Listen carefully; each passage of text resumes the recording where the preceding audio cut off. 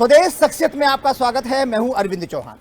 आज हमारे साथ हैं आईपीएस दंपति, आईपीएस शशिकांत शुक्ला साहब और उनकी गृहिणी मोनिका शुक्ला जी। ये दोनों आईपीएस हैं और आज स्वदेश न्यूज में इनका हम छोटा सा इंटरव्यू करने आए हैं और जानने की कोशिश करते हैं कि एक गृहस्थ जीवन और एक सामाजिक जीवन के साथ साथ दोनों एक ही सर्विस में हैं, कैसे कदम ताल मिलाते हैं।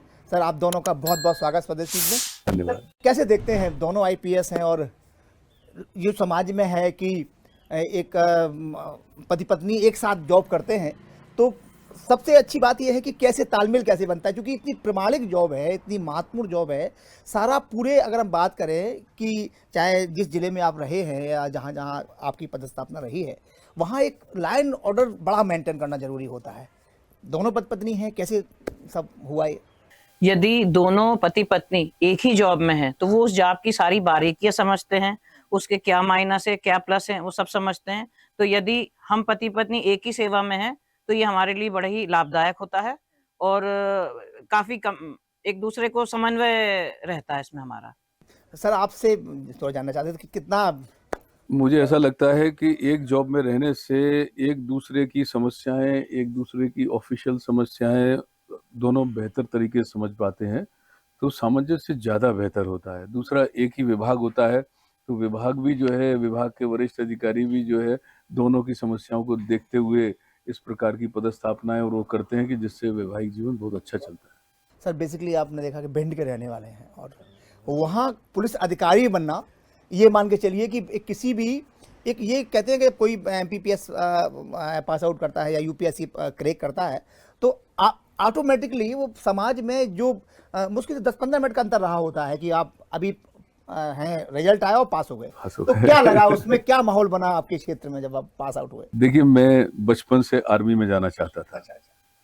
जो जब मैं 4-5 साल का था तो 71 वॉर हुआ था, तो उसकी बहुत बहुत भीनी भीनी सी यादें, कि ब्लैकआउट वगैरह होता था उस समय, वो मुझे याद है। बस तब से मैंने ठान लिया था कि फौज में जाऊंगा और तब से अपनी तैयारी भी कर रहा था। तो जब भी कोई पूछता था बचपन में कि क्या करोगे बड़े होके, मुझे फौज में जाएंगे। और उसके बाद मैं चूंकि हॉस्टल में था, वहाँ से मैंने तैयारी वैयारी अपनी सब जारी थी। 10th क्लास में फॉर्म भर दिया और मैं सेंटर भोपाल था। मैं उस समय, पिताजी मुरैना में पोस्टिंग थे, मैं भी वहीं था। गर्मियों की छुट्टियों में वो एग्ज़ाम होना था तो पिताजी ने जाने नहीं दिया। तो उन्होंने कहा, इकलौते बेटे हो, और ऐसा समझाया। पूछा, भाई क्यों जाना चाहते हो? मैंने कहा, बचपन से जाना चाहता हूँ। आई लाइक यूनिफॉर्म, मुझे यूनिफॉर्म पसंद है और मुझे सब चीज़ें पसंद है जो भी आर्मी में होता है। तो फिर उन्होंने कहा, पुलिस में चले जाओ भाई, घर में रहोगे, आसपास रहोगे, प्रदेश में रहोगे, कम से कम हम लोग को भी ठीक लगेगा। तो बहुत सोच समझ के, मेरे पास और कोई ऑप्शन भी नहीं था, चारा भी नहीं था 10वीं क्लास में, और बच्चा क्या करेगा। तो फिर मैंने वहाँ से अपने आप को मोल्ड किया, फिर मैंने पुलिस में जाने का निर्णय लिया और वास्तव में अच्छा लगा जब पुलिस में जब हो आप गया। पास आउट हुए, आधे घंटे का अंतर होता है, पता लगता है कि फला का लड़का हो या शशिकांत पास हो गए हो, अब आप पुलिस में अधिकारी बन गए, तो एकदम लोगों की नजरों में आपके प्रति सम्मान कितना बढ़ा या कितना ज्यादा चेंज हुआ आपका? ऐसा तो मुझे कुछ महसूस नहीं हुआ, लेकिन हाँ, लोगों को अच्छा लगता है क्योंकि साथ में हम लोग, बहुत सारे लोग तैयारी कर रहे होते हैं।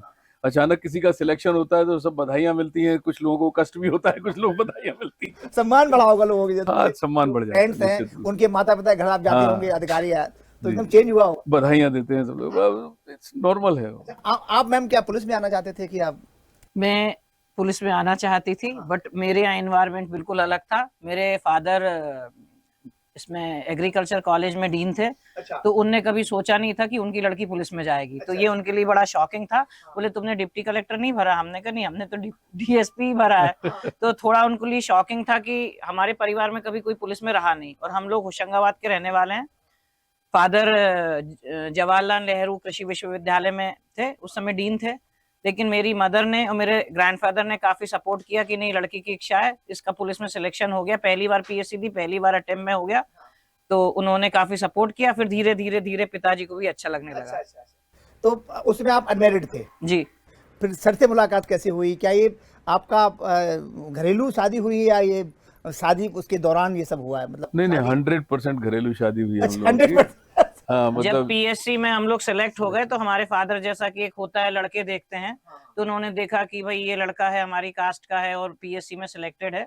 बाकायदा कुंडली मिली, इनके पेरेंट्स आए हमें देखने, हाँ, जैसे एक जैसे होता है सामान्य रूप से हम लोग देखने के लिए मुरैना से जबलपुर उस गए समय हमने ज्वाइन नहीं और किया फिर था। ज्वाइनिंग हमारी हुई नहीं थी उस समय। अच्छा अच्छा। तो हम लोग देखने गए, देखने के बाद हमारी वहीं एंगेजमेंट हो गई और लड़की एंगेजमेंट, देखने का वही एंगेजमेंट। हाँ एंगेजमेंट वहीं हो गई और उसके 1 महीने बाद हम अकादमी में गए हैं। अच्छा अच्छा अच्छा, ये हुआ है। तो ये बिल्कुल जब से साथ बराबर चला आ रहा है। हाँ, कदम ताड़ कदम ताल करते करते आ रहे हैं आप लोग हैं। सर एक हम बात करें, जब आप 17-18 साल की उम्र के रहे होंगे तो क्या सपने उस समय थे आपके? ये पुलिस में जाना, आर्मी में मेरा जाना? सपना पहले आर्मी में ही जाने का था, उसके अलावा मैंने कोई ख्वाब देखा ही नहीं। आपने मैम? मैं पीएचडी कर रही थी, मैं एक साइंटिस्ट बनना चाह रही थी, बट मैं जहाँ रहती थी मंदसौर में उस समय रहती थी, तो सामने एक एडिशनल साहब रहते थे, चौबे जी। अच्छा। उनको देख के थोड़ा सा लगा कि नहीं, हमको प्रशासनिक सेवा में जाना है। वो क्या पुलिस विभाग में थे? हाँ, वो पुलिस पुलिस। विभाग भर्ती में वर्ती थे। देखते होंगे, हाँ, उनका ऐसा रुतबा। मन हुआ कि नहीं, प्रशासनिक सेवा में जाना चाहिए, तो बस प्रशासनिक सेवा में अटेम्प्ट किया और सिलेक्शन हो गया। अच्छा अच्छा। एक दोनों से मेरा सवाल बड़ा छोटा सा है, और मैम से भी पूछूंगा, आपसे भी लूंगा कि एक, क्योंकि आप लोग को देख के लोग इंस्पायर्ड होते हैं, सब चाहते हैं कि एक सपना होता है हर युवा का, कोई आईएएस आईपीएस या आईएफएस बने। लेकिन जब तैयारी की जो उम्र होती है वही प्रेम की उम्र होती है, 17-18 साल से लेकर 25 साल तक। तो मैं ये जानना, बहुत ही बेबाकी से आप मतलब जवाब दीजिएगा कि क्या क्या करना चाहिए बच्चों को? बच्चे बड़े भ्रमित हैं, मैंने बहुत सारा पूछा है लोगों से। देखिए, मैं इसमें बहुत ही स्पष्ट एक लाइन खींचना चाहता हूँ। वो ये है कि हमें बहुत एक उम्र के बाद, मतलब कम से कम 10, 11, 12 से लेकर 15 वर्ष की उम्र तक हमें अपना एक एम जरूर डिसाइड कर लेना चाहिए कि हमें बड़े होके क्या करना है। वो डिसीजन में भी लोगों को कई बार समय लगता है, तो अधिकतम आयु मैं समझता हूँ 14-15 वर्ष है, जब अब तक हमें सोच लेना चाहिए हम किस चीज में अच्छे हैं और हम क्या कर सकते हैं। एक बार हमने अपना एम डिसाइड कर लिया कि मुझे उस मंजिल में वो दिख रही है, वहां पहुंचना चाहिए, उसके बाद हम कुछ भी करते रहें, बस वो हमारी आंखों से ओझल नहीं होना चाहिए। अच्छा अच्छा। तो आप इसके साथ साथ दोस्ती यारी भी कर सकते हैं और बिल्कुल कर टारगेट भी सकते कर सकते हैं। हैं। टारगेट टारगेट निगाह में रहना चाहिए। दोस्ती यारी प्रेम मोहब्बत जो करना है आपको करिए, मगर वो एम कभी निगाहों से ओझल नहीं होना चाहिए। हम रहा वही पकड़े, हम थोड़ा दाएं थोड़ा बाएं जा सकते हैं, मगर एकदम यदि बाएं दाएं कहीं चले गए तो फिर वो मंजिल तो दूरी चली जाएगी। अच्छा, आपका मैम क्या है इसमें? देखिए, ये जो साल होते हैं जब स्कूलिंग होती है, बड़े महत्वपूर्ण साल होते हैं आपको अपना करियर में आगे बढ़ने के लिए। तो मेरे हिसाब से तो सारा ध्यान करियर पे लगाना चाहिए। मैं ये नहीं कह रही आप सिर्फ पढ़ो, आप घूमो फिरो, लेकिन मेन एम आपका होना चाहिए करियर, क्योंकि उस छोटी नाजुक उम्र में आप अपने भविष्य के बारे में डिसीजन नहीं ले सकते। कौन व्यक्ति आपकी लाइफ पार्टनर के लिए सही है गलत है नहीं बता सकती। कई बार लड़कियां हैं, कई गलत लड़कों के साथ उनका दोस्ती हो जाती है, वो समझ नहीं पाती हैं। तो मेरे हिसाब से पहले आपको अपना करियर पे ध्यान देना चाहिए कि हमको पढ़ाई करनी है पूरी, और पढ़ा के बाद हमको क्या आगे बनना है, उस पे ध्यान लगाना चाहिए। और जब आप कुछ बन जाते हैं, आप एक नौकरी ज्वाइन कर लेते हैं, तो ये काम बाद में भी हो सकते हैं। सलाह आपकी युवाओं से यही है जी। कि टारगेट के साथ साथ, टारगेट पहले है और सर का कहना है कि हाँ आप थोड़े यहाँ वहाँ जा सकते हैं, लेकिन टारगेट देखना चाहिए। टारगेट दिखते रहना चाहिए। अच्छा, आपका कहना सिर्फ टारगेट देखना चाहिए।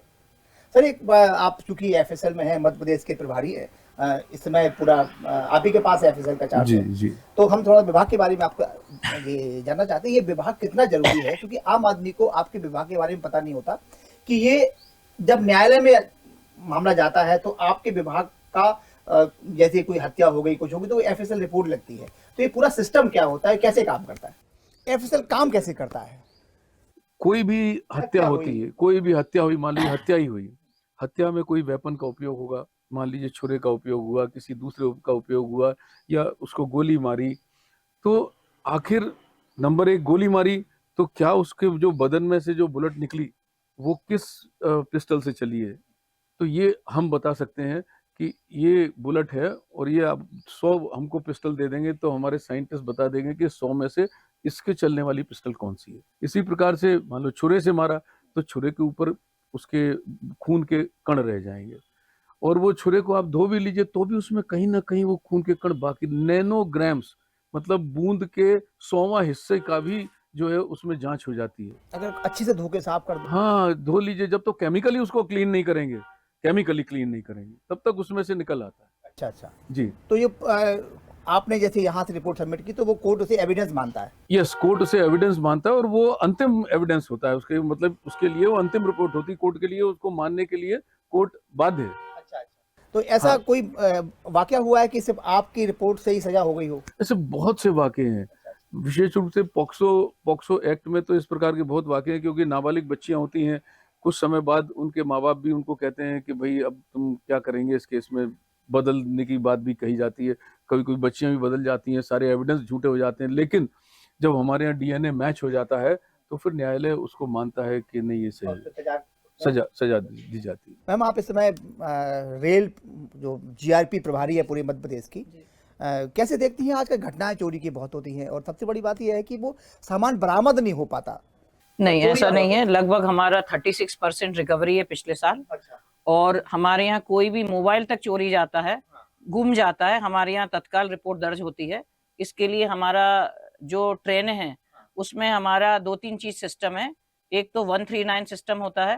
139 में रेल मदद कहते हैं जिसको, सीधा रेल विभाग को लोग, सेंट्रल का है ये? सेंट्रल का है। रेल के पास जब कोई व्यक्ति रिपोर्ट करता है तो उससे अगर पुलिस संबंधी कोई रिपोर्ट है तो वो आरपीएफ के माध्यम से हमारे पास आती है। और हमारे अपने ऐप चलते हैं, तो जैसे ही हमको हमारे कंट्रोल रूम को कोई सूचना आती है कि साहब कोई व्यक्ति फला ट्रेन में सफर कर रहा है और मान लीजिए भोपाल से बैठा, इटारसी पे उसको पता चला कि बीच में उसकी कोई चीज की चोरी हो गई, तो हमारे कंट्रोल रूम को सूचना करता है। कंट्रोल रूम उस थाने को बोलती है। मान लीजिए वो ट्रेन आगे बढ़ गई तो जो नजदीकी थाना पड़ता है, हमारी पेट्रोलिंग टीमें जो चलती हैं वो जाती हैं और वहीं उसकी तत्काल 0 पे एफआईआर ले लेती है। अच्छा, जीआरपी और आरपीएफ बड़ा कंफ्यूजन बड़ा है, क्योंकि आम आदमी नहीं समझ पाता। मतलब आरपीएफ थाने पहुंच गया, सब मेरी चोरी हो गई है। तो जो शासकीय संपत्ति है, शासकीय संपत्ति यदि चोरी होती है तो वो आरपीएफ देखता है, और किसी व्यक्ति की निजी संपत्ति चोरी होती है वो जीआरपी देखता है। अच्छा, एक चीज और मैंने देखने को मिला है यहाँ पे कि बहुत सारी जो पेंट्री में वो चले बेंडर चलते हैं, जी, बेंडर, ये किसके अंडर में आते हैं? ये रेलवे विभाग के अंडर में आते हैं। आरपीएफ के? हाँ, रेलवे विभाग के अंडर में आते हैं। नहीं, ये उन पे ना चले, वो इसके लिए कौन जिम्मेदार है? रेल विभाग जवाबदार है, लेकिन हमारी जो पेट्रोलिंग वाली पुलिस है वो भी बीच बीच में इनके आई कार्ड चेक करती है, और आरपीएफ भी ये काम करती है। अभी जैसे मध्य प्रदेश है, तो मध्य प्रदेश में हम लोगों ने आरपीएफ के साथ समन्वय किया है कि 6 ट्रेनों में हमारी गार्ड चलेगी, 10 ट्रेनों में उनकी गार्ड चलेगी, तो आपस में समन्वय बना रहता है। सर, आप दोनों लोग आईपीएस हैं और दोनों एक अलग अलग विभाग के प्रमुख हैं। एक बड़ा महत्वपूर्ण सवाल है, सामाजिक सवाल है वो। अभी आपने देखा होगा पिछले 4-5 महीने से पुलिस के ऊपर हमले बहुत सारे हुए हैं। मऊगंज को उठा के देख लीजिए आप, इंदौर में एक सब इंस्पेक्टर को बहुत बुरी तरह पीटा गया, ग्वालियर में आए दिन ऐसी घटनाएं होती रहती हैं। इसे आप कैसे देखते हैं? बड़ा एक पुलिस पे हमला हो रहा है, हालांकि कार्रवाइयां होती हैं, तो समाज हम जा कहाँ रहे हैं?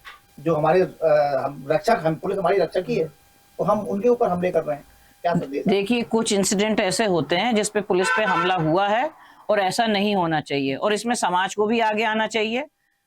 उनको, पुलिस को अपने रक्षक के रूप में देखना चाहिए, ना कि अपने दुश्मन के रूप में देखना चाहिए। और एज ए पुलिस अधिकारी यदि ऐसी कोई घटना होती है तो एज ए पुलिस ऑफिसर हमको भी खाली एक व्यक्ति या 2 व्यक्ति नहीं भेजने चाहिए।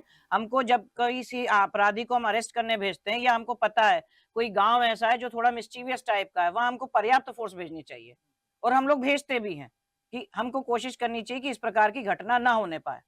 सर, आप क्या कहेंगे इसमें? हमले बहुत सारे, जो मैडम ने कहा मैं उससे हाँ, निश्चित तौर पे कहीं ना कहीं संज्ञान, ये समाज को भी जागरूक होना चाहिए कि भाई पुलिस हमारी दुश्मन नहीं है, इस बात को हमें समझना चाहिए। इसे एक बहुत बड़ा सवाल है आपसे कि अभी आपने देखा होगा बहुत सारा कि इंदौर में एक आईएफएस ऑफिसर है, उन्होंने सुसाइड कर लिया। राजकोट में एक आईपीएस ऑफिसर थे, उन्होंने सुसाइड किया। यूपी में आईएएस ऑफिसर ने सुसाइड किया। इतना बुद्धिजीवी होने के बाद, हम इतने पढ़ने के बाद अगर सुसाइड अटेम्प्ट करते हैं तो आम आदमी क्या करेगा? मतलब देखिए, जो सिलेक्शन प्रोसेस है इन सर्विसेज का, वो सिलेक्शन प्रोसेस एक बड़ा डिफरेंट प्रोसेस, जिसमें आपका इंटेलेक्चुअली और आपको सारी चीजें हम लोग हासिल कर लेते हैं कि हाँ भाई कितना अक्लमंद है, तो एक प्रोसेस है उसका, एक और बहुत अच्छा प्रोसेस है, मतलब ऐसा नहीं। लेकिन अभी उसमें एक, जिसको कहते हैं मानसिक स्ट्रेंथ कितनी है आदमी के अंदर, मैं शायद सही शब्द का चुनाव नहीं कर पा रहा हूँ, उसके अंदर मेंटल स्टेबिलिटी कितनी है, ये हासिल करने का कोई तरीका अभी हमारे पास नहीं है। आर्मी एसएसबी में थोड़ा बहुत उसको करते हैं, स्ट्रेस को झेलने की ताकत, हाँ यस, उसको झेलने की ताकत, स्ट्रेस झेलने की ताकत, इसको हम लोग मॉनिटर नहीं कर पा रहे हैं अभी उसके अंदर। तो कई लोग जो इंटेलेक्चुअली बहुत अच्छे हैं, लेकिन उनका जो मेंटल स्ट्रेंथ है वो कितना है, एक तो मेंटल एबिलिटी और मेंटल स्ट्रेंथ, वो कितना है उसका अंदाज नहीं लग पाता है। आदमी कई बार प्रेशर्स में आ जाता है, कई बार तनाव, पारिवारिक और शासकीय दबाव और इन दबाव का सामंजस्य नहीं बना पाता, तब इस प्रकार की दुर्घटनाएं हो जाती हैं। हम लोग क्योंकि जिले में रहते पुलिस विभाग में इसके लिए काफी कुछ प्रयास भी किए जा रहे हैं। जैसे हमारे जो अधीनस्थ कर्मचारी होते हैं उनमें कई प्रकार इस प्रकार की घटनाएं होती हैं, तो इनको लगातार योग की क्लासेस चलाते हैं और 2-3 ऐसे ग्रुपों में भी शामिल किए जाते हैं ताकि उनकी मानसिक रूप से वो ज्यादा मजबूत हो सकें। और बीच में जैसे चला था कोर्सेज भी चलते कि हैं। छुट्टियां भी दी जाएं, वीक में एक इनको छुट्टी दी जाए तो अपने परिवार के साथ रिलैक्स कर सकें। दूसरा एक और बात है कि पुलिस भी समाज का एक अंग है, वो अलग नहीं है। हम लोग जो हैं इसी समाज से आए हैं, तो जरूरी हम कोई हीमैन नहीं है। तो पारिवारिक समस्याएं इस सर्विस वालों को भी होती हैं, शासकीय समस्याएं भी इस सर्विस वालों को होती हैं। तो आप कोप अप कैसे करते हो ये उस पर डिपेंड करता है। आप लोग आईपीएस रहे, जिले की कप्तानी आपने संभाली, तो क्या लगता है राजनीतिक दबाव कभी ऐसा हुआ है, पड़ता है कि समझस के लिए कहा जाता है, किसी विधायक ने फोन कर दिया साहब इसे छोड़ो, आप नहीं नहीं, IPS हैं, इस आप प्रकार के फोन आते हैं, देयर इज नो डाउट। देखिए हम लोग क्या है कि एक जो पुलिस डिपार्टमेंट है वो अपने आप में एक विभाग अकेला अकेला तो नहीं खड़ा ना, ये अल्टीमेटली एक बहुत बड़े प्रशासनिक तंत्र का अंग है और प्रशासनिक राजनीतिक एक तंत्र है पूरा जिसका एक अंग है। और हमारे जो पॉलिटिकल सिस्टम है वो सारे हर जगह होता ही है। तो लोकतंत्र है, हमारे लोकतंत्र के चुने हुए प्रतिनिधि हैं, आखिर उनके भी कुछ दायित्व होते हैं और कुछ दायित्व हमारे भी होते हैं। उन दोनों के बीच का एक रास्ता निकलता है, बस टकराव प्रशासन हुआ है चलता है। छोटे मोटे टकराव होते रहते हैं। मैम आपकी कोई ऐसा देखिए हम एक सिस्टम में काम करते हैं, हाँ। हम आईपीसी सीआरपीसी के तहत काम करते हैं। तो यदि हमको कोई व्यक्ति ऐसी सिफारिश करता है जो इन नियमों के विपरीत है, तो उसको शालीनता से बता दिया जाता है कि हम इस सिस्टम में इन नियमों के तहत ही काम कर सकते हैं। और ये आपके समझाने का तरीका होना चाहिए हाँ। कि आप किस प्रकार से उनको कन्विंस करते हैं।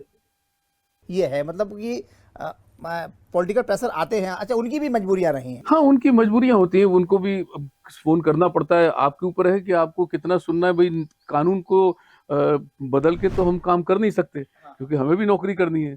एक उस कानून के अंदर रह करके हम कितनी मदद कर सकते हैं उतनी कर। छोटा सवाल मेरा और भी है कि आप चूँकि सामाजिक तो प्राणी हैं ही हैं, साथ में माता पिता भी हैं और हम बच्चे भी रहे हैं और आगे भी चूँकि नाती पोते भी होंगे, तो एक अब नया नियम अभी आया है कि बच्चों को स्कूल में मारना नहीं है, मतलब साफ नियम आदेश जारी कर दिए गए हैं। जबकि हम बच्चे जब थे तो हमारी आराम से जो भी आता था, मामा काका नामा नाना का भाई भी है, कोई भी हाथ से के चला जाता था। तो उस परिवेश में, आज के परिवेश में आप कैसे देखते हैं? अभी मैं ये वही कह रहा हूँ कि अभी कुछ समय पहले ही आपसे एक जिक्र चल रहा था कि हम आजकल हर चीज का एक परिष्कृत मॉडल आता है ना। कुछ दिन में मोबाइल का एक नया मॉडल आ जाएगा और अच्छा एडवांस। एक समय थे वो बटन वाले थे, अब स्मार्टफोन आ गए हैं। तो ऐसे ही जो है ना, ऊपर वाला भी कुछ ना कुछ काम कर रहा है। अब जो नई जनरेशन ग्रेजुअली आगे आती जा रही है वो हम लोगों से ज्यादा बेहतर है। उसका तो उसे ठोकने की जरूरत नहीं है। तो ठोकने की जरूरत नहीं है। वो जो है उसका सीपीयू ज्यादा बेहतर है, प्रोसेसर बहुत तेज है। भाई उनके पास ज्ञान का भंडार है। हम लोग किताबों से पढ़ते थे, वो लोग इंटरनेट से पढ़ते हैं।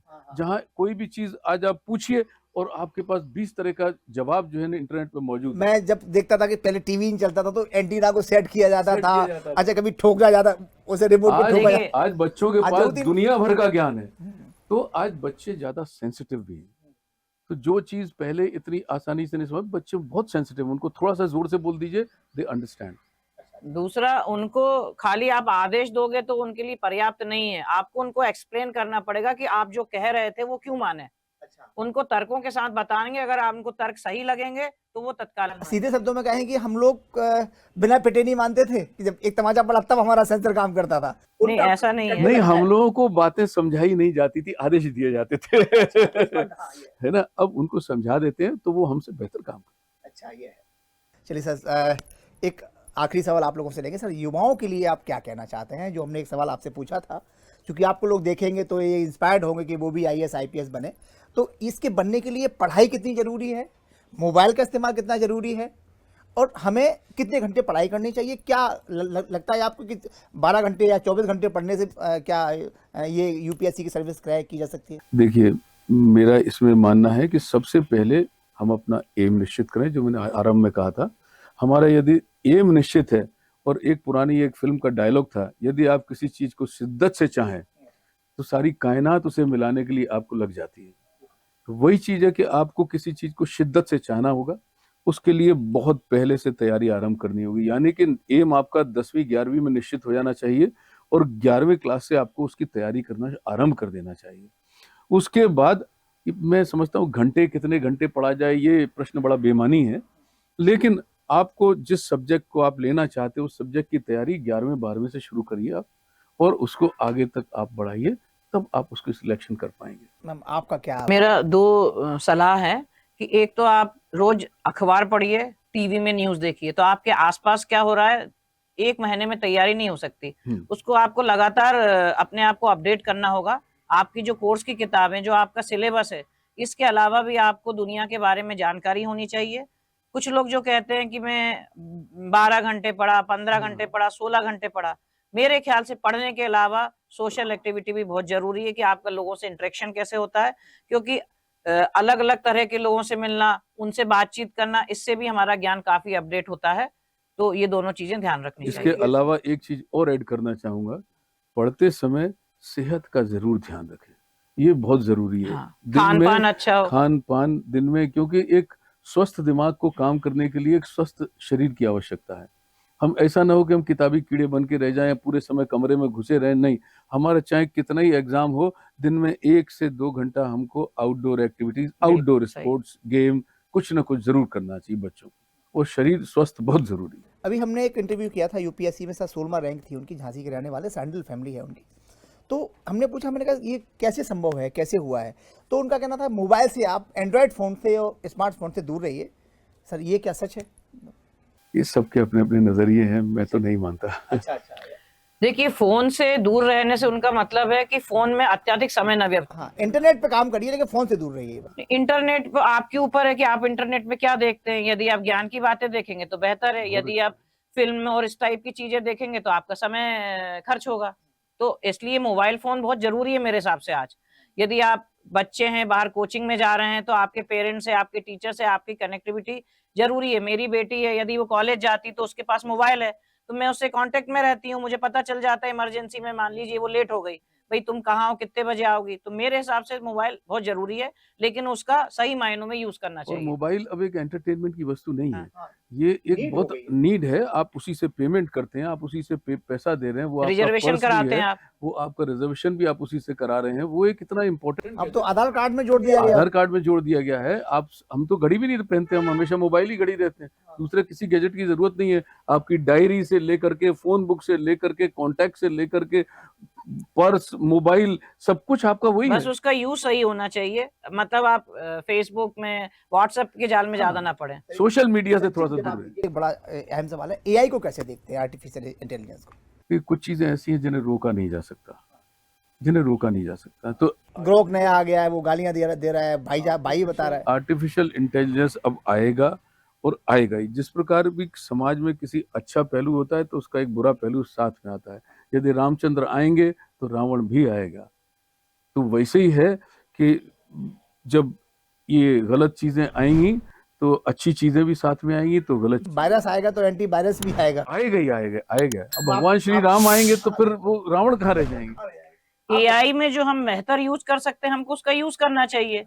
और एआई हमको दिग्भ्रमित करता है। जैसे कहीं मैंने अखबार में पढ़ा था कि कोई इंटरव्यू में वो एआई जो होता है, सामने उसको इंटरव्यू चल रहा है ऑनलाइन और एआई उसको प्रश्नों के उत्तर बता रहा है।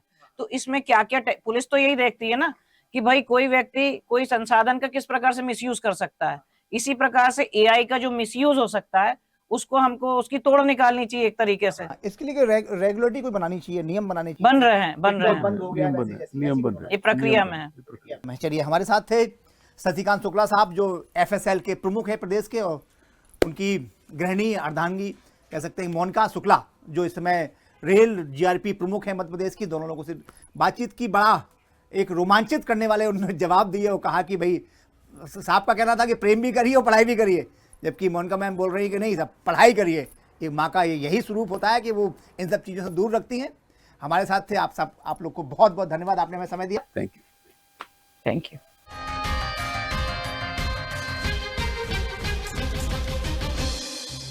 लेटेस्ट खबरों के लिए लाइक, फॉलो और YouTube पर सब्सक्राइब करें, बेल आइकन दबाएं, साथ ही विजिट करें swadeshlive.com पर।